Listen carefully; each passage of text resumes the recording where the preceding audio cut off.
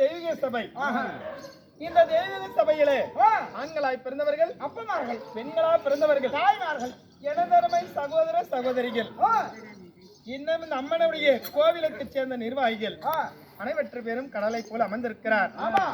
இன்னும் ஏன் எதற்காக சொன்னார்?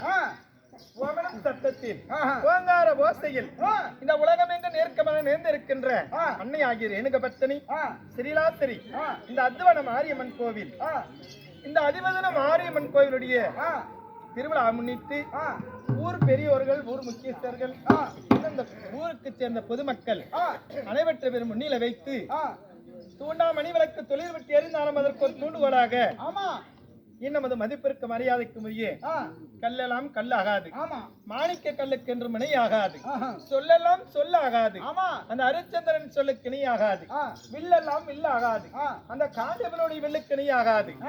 அப்பேற்பட்ட இன்னமது மதிப்பிற்கு மரியாதைக்கு முறையே ஊராட்சி மன்ற தலைவர் எம் சந்திரகாந்தி ஐயா அவர்களும், இன்னும் கோயில் தர்மகர்த்தா ஐயாவாகி எம் பாரதி ஐயா அவர்களும், இன்னும் கோவில் கவுண்டர் இன்னும் பி வெங்கடேஷ் அவர்களும், இன்னும் கோவில் பூசாரி எம் வைரமணி ஐயா அவர்களும், இனி எங்க சக்திவேல் அவர்களும், மற்றும் இந்த கோவிலுக்கு சேர்ந்த நிர்வாகிகள் கே ராமதாஸ் அவர்களும், இன்னும் கே தங்கராஜ் அவர்களும், இன்னும் கே சக்திவேல் அவர்களும், இன்னும் நம்முடைய Salem Ramraj cotton showroom manager இன்னும் யாரு எங்க அருமை சகோதரர் மணிகண்டன் அவர்களும், இன்னும் சிவா அவர்களும், கார்த்தி அவர்களும், சின்னத்தம்பி அவர்களும், பெருமாள் அவர்களும், இன்னும் அம்மாவாயி கமலம்மா சாப்பாடு எப்படி நம்மளுக்கு பரிமாறினாங்க, அருமை அருமை. ஆமா, இன்னும் அவர்களும், இன்னும் இந்த கோவிலுக்கு சேர்ந்த ஊர் பொதுமக்கள் அனைவற்று பேர்களும் ஒன்று சேர்ந்து இன்று இரவு நமக்காக நாடகம் அரங்கேற்றம் செய்திருக்கிறார்கள்.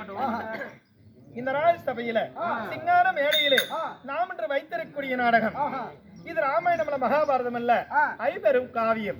இந்த ஐவரும் காவியம் என்று சொன்னால் சிலப்பதிகாரம், மணிமேகலை, சீவக சிந்தாமணி, வளையாவதி, குண்டலகேசி, இப்படி சொல்லக்கூடிய ஐவரும் காவியத்தில் என்ன கேஸ்னா நடந்துகிட்டு கேஸ். ஆமா, என்ன கேஸ்?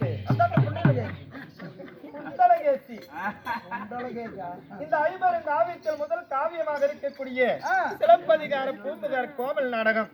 கோவல் நாடகம் 7 ராத்திரி கதை.